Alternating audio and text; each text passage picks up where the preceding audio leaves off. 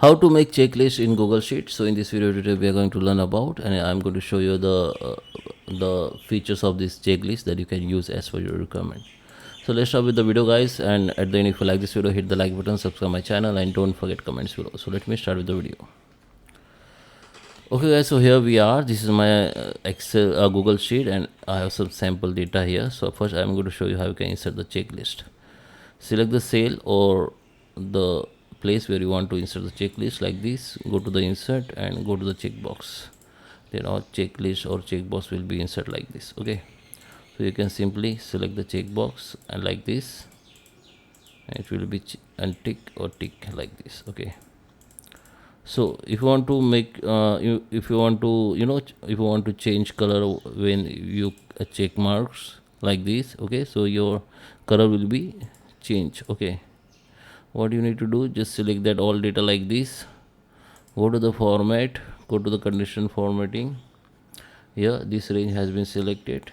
Okay, in format rules, just select the custom formula is, start with the equal sign, hit the dollar sign.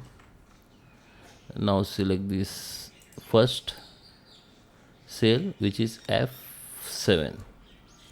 Then we need to select the F7. Okay, and from here you can change the color. Okay,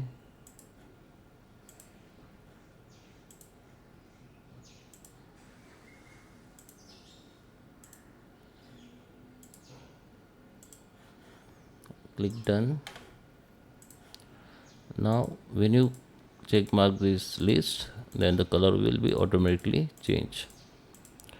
And if you want to change the status like done and pending, then you can also create the status like done and pending. Okay, so we need to use the formula for this. I will show you.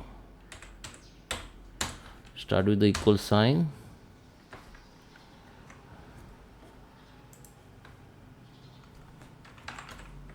sum, select the first cell. Okay, don't use sum formula, use if. Okay, just start again, type with the equal sign, if.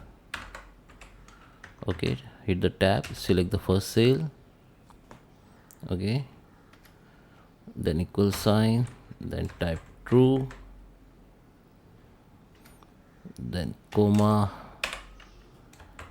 then type done. Okay, we need two status, done and pending, so hit like this. Okay, enter like this and close the bracket. Now whenever you click on these check marks, the status will be changed. Okay, so we need to apply this formula to rest of data like this. Okay, now you can see status has been changed.